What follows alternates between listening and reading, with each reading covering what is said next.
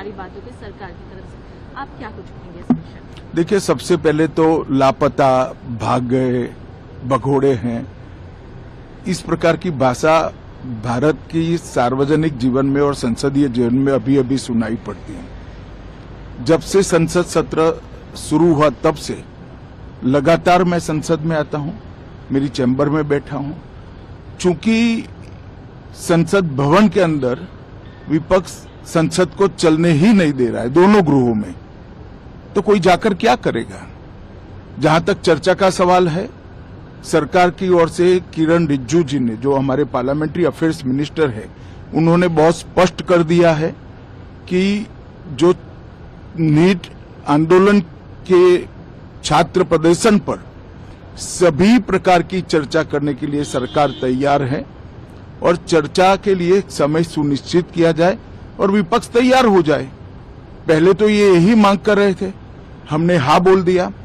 मेरी ओर से भी मैंने कह दिया है कि मैं किसी भी सवाल का जवाब देने के लिए संसद में तैयार हूं, मगर वो चर्चा ही नहीं होने देना चाहते।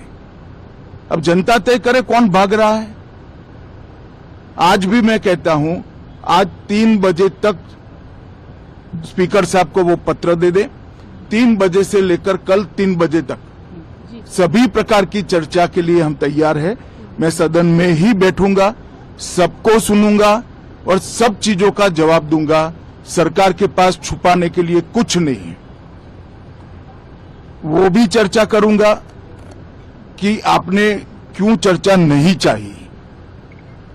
भारतीय जनता पार्टी की मोदी जी के नेतृत्व में सरकार, एनडीए की मोदी जी के नेतृत्व में सरकार हर चीज पर चर्चा के लिए तैयार है। संसद वो चलने दे बस।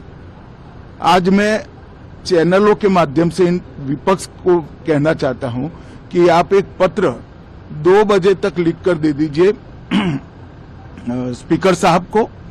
3 बजे से चर्चा चालू कर देंगे और कल 3 बजे मैं जवाब दे दूंगा सारी चीजों का।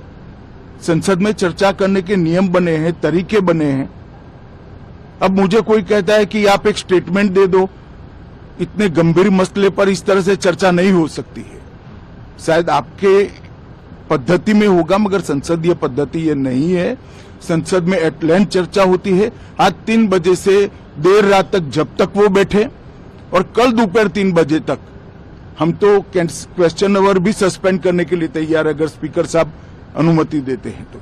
कल 3 बजे तक मैं चर्चा के लिए तैयार हूं। मैं खुद बैठूंगा, हर चीज लिखूंगा और हर चीज का जवाब दूंगा, जिससे देश की जनता के सामने सारी चीज